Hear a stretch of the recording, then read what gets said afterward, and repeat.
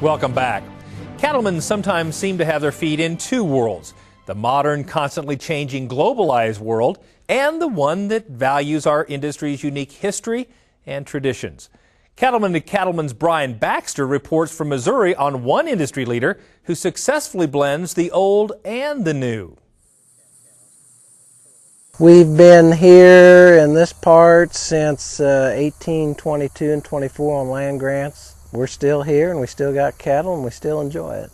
David Dick has deep roots in the town of Sedalia, Missouri. His family settled here nearly 2 centuries ago and began working cattle at about the same time.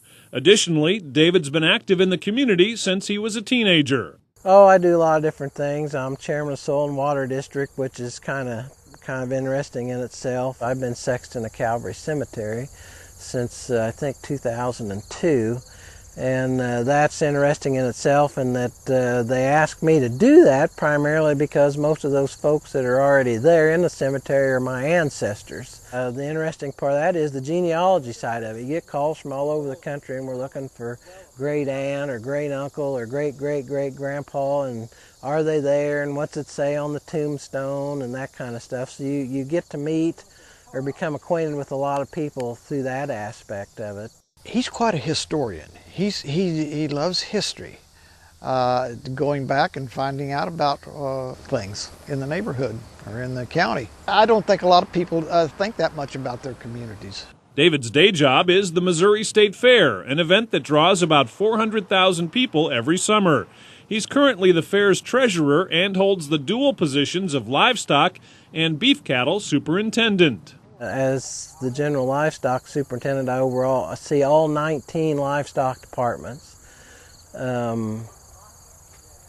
in itself is interesting because, I'm not real familiar with rabbits or llamas, but, knew a little bit about sheep, knew a little bit about some of the other stuff, the hogs, but wasn't really familiar with the rest of it, so that in itself was kind of interesting. Something David knows well is the cattle industry. He's active in his county junior livestock association and extension council. He also chairs the Federation of State Beef Councils, which oversees the reinvestment of state checkoff dollars into national demand-driving programs. Missouri, he says, has a long history of supporting the checkoff. Most of the folks here in this state have their herds of cattle are less than 20, 25, somewhere in that range. And they've always been interested in making sure that, number one, the marketplace is free and open.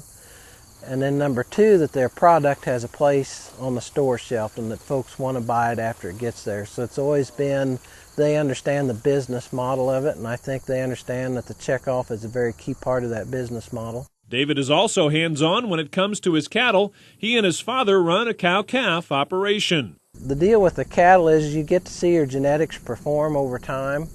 I mean, like these heifers here, those are decisions that I made probably 5 or 10 years ago as to bulls and what I was looking for on down the road. And we've always liked the bigger cattle, and so I guess I just like seeing whether what I see and what I like pans out or not. Wearing all these hats keeps David on the move, traveling constantly and even answering calls from other Federation officers while checking on his herd.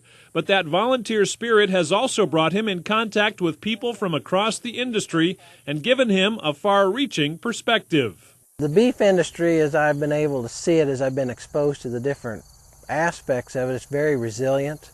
It's vibrant. The folks that are in it really like what they do, and they're very professional and painstakingly careful about how they manage their resources and how they manage their cattle. I mean, it's both things are kind of integral to them making a profit, and if they don't protect both things, then they aren't going to be in business for very long.